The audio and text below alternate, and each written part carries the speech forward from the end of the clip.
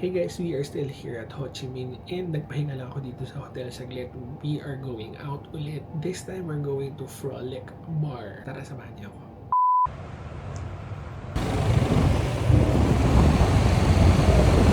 Guys, nandito na ako. Ang aga ko, patay pa siya. Balik na lang ba ako mamaya? Time check, it's 9 PM pa lang pala.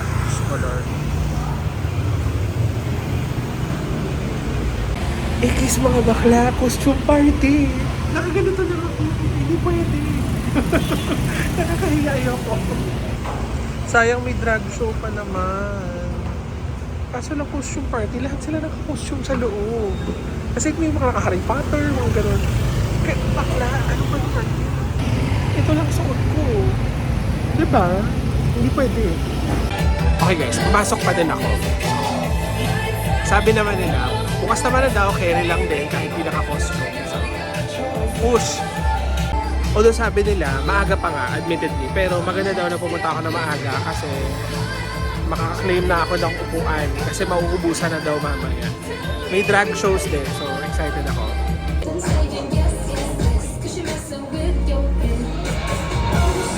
So guys, nagbayad na ako ng 260,000 PND for entrance plus a beer. Ito yung pinili ko. Hindi ko alam kung masarap yan.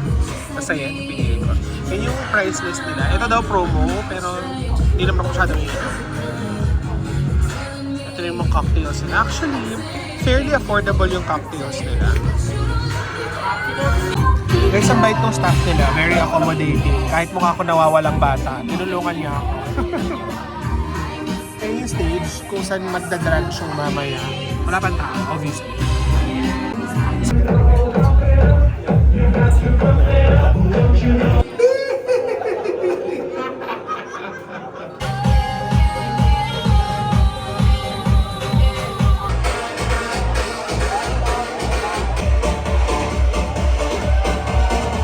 Good evening, beautiful people. Welcome to Frolic and Happy Halloween. Are you ready for Rec Show? I'm a Patrick and Nikki Brianna.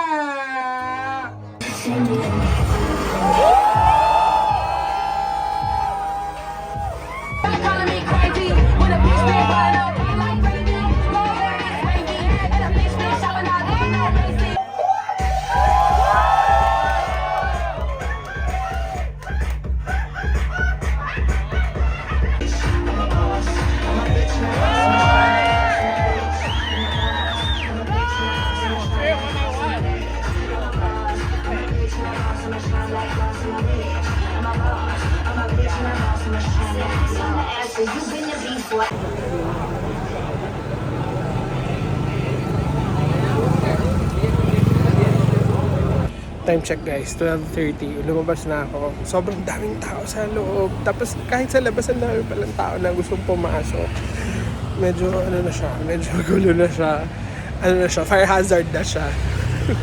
So yun guys, tinapos ko lang yung first set ng drag queens. Tapos sabi ko, alis na ako kasi sobrang sikip na talaga niya. I've been to O-Bar a few times na ganyang level. Pero parang mas malala to. You know, O-Bar in the Philippines can get this crowded. Pero parang mas malala to. Kasi siguro partly because there's an event dahil nga Halloween.